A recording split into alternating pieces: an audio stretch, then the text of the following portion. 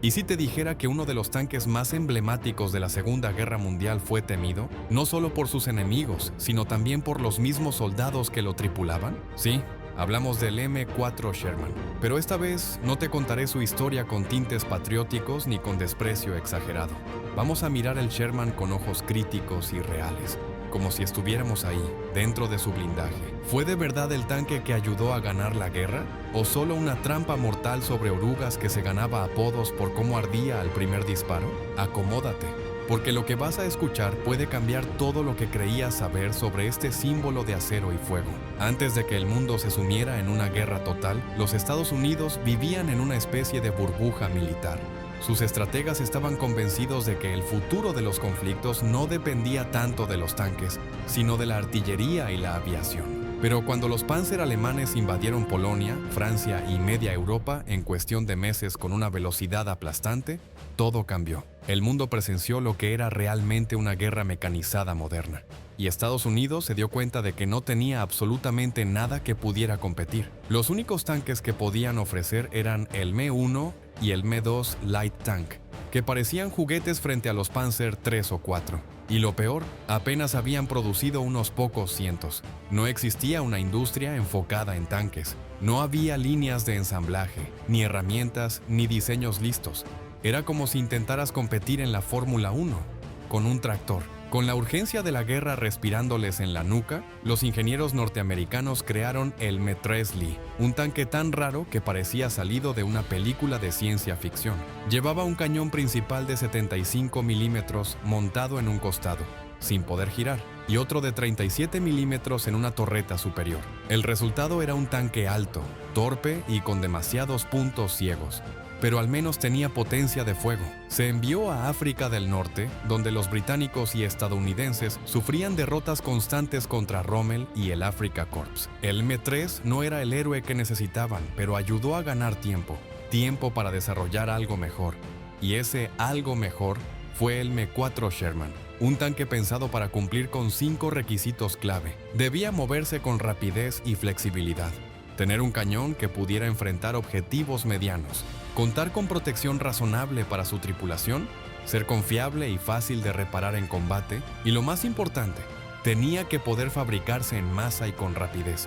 Los diseñadores sabían que no podían competir con los tanques alemanes en calidad, así que optaron por la cantidad y la eficiencia. Para fines de 1942, el Sherman empezó a desplegarse en grandes cantidades, justo a tiempo para la ofensiva aliada en El Alamein. Los británicos fueron los primeros en probar al Sherman en batalla real. Venían de usar tanques como el Crusader, que eran frágiles y poco fiables. En comparación, el Sherman era una bendición. No era perfecto, pero sí resistente, con un cañón de 75 milímetros decente y lo más importante, funcionaba bien bajo las condiciones extremas del desierto. Tenía un sistema primitivo de estabilización que le permitía disparar en movimiento con algo de precisión. Y si algo se rompía, podía arreglarse con piezas estandarizadas, ya que la producción estaba pensada como una gran línea de montaje automotriz. Cuando EU apostó por el Sherman, lo hizo como solo ellos sabían hacerlo, a lo grande. En el pico de producción salía un Sherman cada 30 minutos. Se fabricaron más de 50,000 unidades durante toda la guerra, más que cualquier otro tanque aliado. Y esta capacidad de producción cambió el curso del conflicto.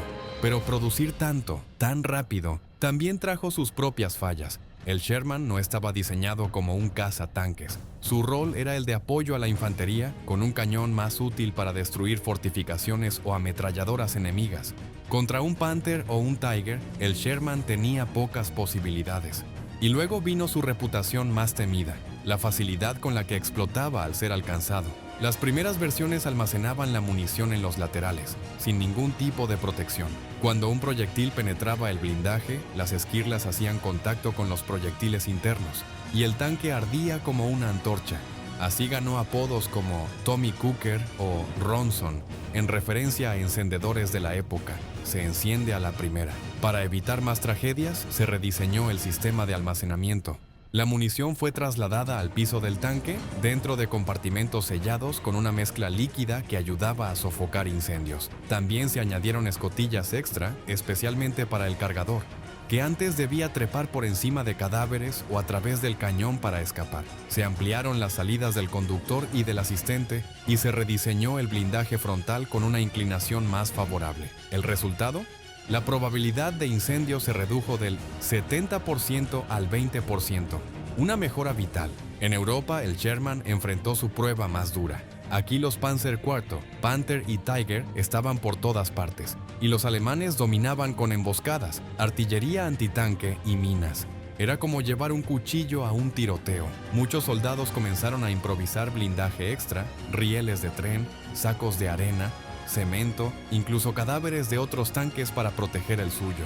El alto mando lo prohibía por cuestiones técnicas, pero los soldados sabían que cada segundo de vida extra valía oro. Aunque se suele hablar mucho de combates tanque contra tanque, lo cierto es que eran poco frecuentes. La mayoría del tiempo, el Sherman se usaba como apoyo, para abrir camino, destruir nidos de ametralladoras o acompañar a la infantería. Pero cuando sí se cruzaban con un Tiger, como en el famoso enfrentamiento donde 17 Shermans fueron destruidos en solo 20 minutos, el resultado podía ser brutal. Aún así, muchos de esos tanques podían ser reparados. Y lo más importante, había más esperando para reemplazarlos. El Sherman no era el más fuerte ni el más moderno, pero era el más disponible. Y en una guerra total, la disponibilidad vence al ideal. Fue el tanque más versátil, más adaptado a la industria y más confiable para operaciones prolongadas. Su legado no está en las estadísticas, sino en su presencia constante en cada ofensiva aliada. El M4 Sherman no fue el tanque perfecto, pero tampoco lo fue la guerra. Fue una herramienta, una pieza de una maquinaria mayor, con todas sus fallas y todas sus virtudes. Y aunque muchos hombres no regresaron de los combates dentro de uno, muchos otros sobrevivieron gracias a él. El Sherman no ganó la guerra por sí solo, pero sin él quizás la historia habría sido muy diferente.